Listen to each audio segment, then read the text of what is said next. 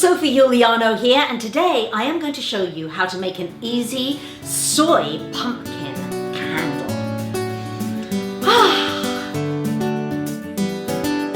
Okay, so let's get started. Now, with this candle, you're never going to want to buy a soy candle ever again, because they're expensive, right? These soy healthy candles, when you see how easy this is. Now, the first thing that you're going to need, obviously, is soy wax. Now, I got all these supplies from Nature's Garden Candle Supplies, so look for the link in the description with this video. Now, you're going to see what this looks like. They're like these little flakes, basically, a little bit like coconut flakes. Very easy. Now, I've measured out a cup and a half of these, and I have melted it in one of these pouring jugs. So if you're into candle making, soap making, any kind of making where you're going to be melting stuff, I really recommend that you get one of these, because I don't like getting all of this wax and fragrances and things on my cooking supplies. So it's a really worthwhile investment. So that is melted. Now, the other thing that I have here is a little glass jar. And this is a really good one because I have this little lid with it. And this also came from Nature's Garden. And what I like is that it helps you to keep the wick really straight. Now, please know that you can make a soy candle in anything. You could make it in an old vintage teacup that you find at the flea market. You could even, I was thinking today, I had a lovely old tea tin, and I thought, oh, I'm gonna save all these tins and make really pretty candles with them. So you can make your candle in anything. However, this is easy because what I did was I got my wick, and the wick just comes like this, and I hot glued the wick to the bottom of this jar so that I can get the wick nice and straight, and you'll see when I pour it in what I mean here. All right, so let's see, this is now completely melted. I'm just going to show you here. This is what it looks like, a lovely golden color when it's melted. And now it's time for me to add my fragrance and or my colors.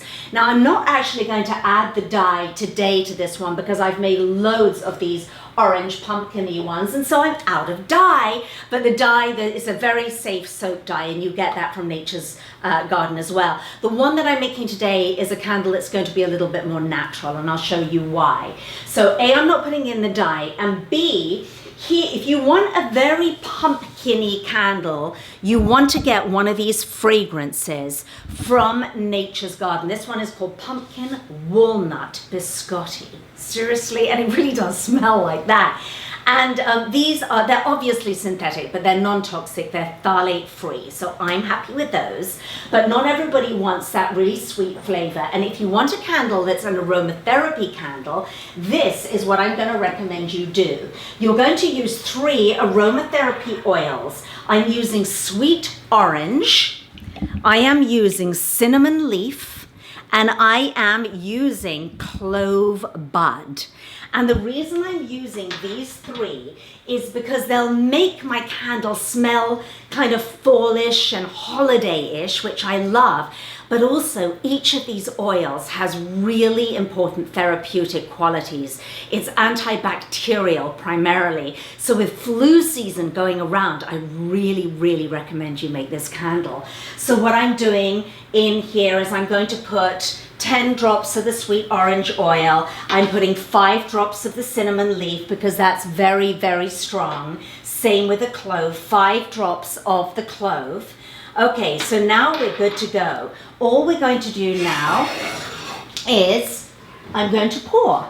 Oh my gosh, if you could smell it, I love the smell of this one. So in it goes like so.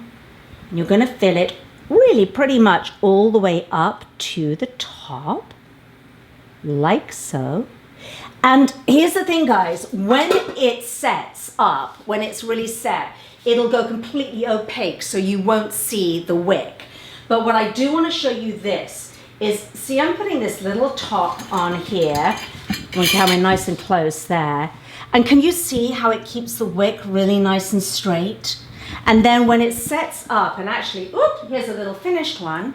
When it sets up, all I'm going to do is just cut off the wick to about 1/4 inch. And there you go. So you can make lots of these, very inexpensive, and start your own business and sell loads of them over the holidays. Or you could just make loads and loads of them and give them to your friends and family for an inexpensive and lovely natural holiday gift.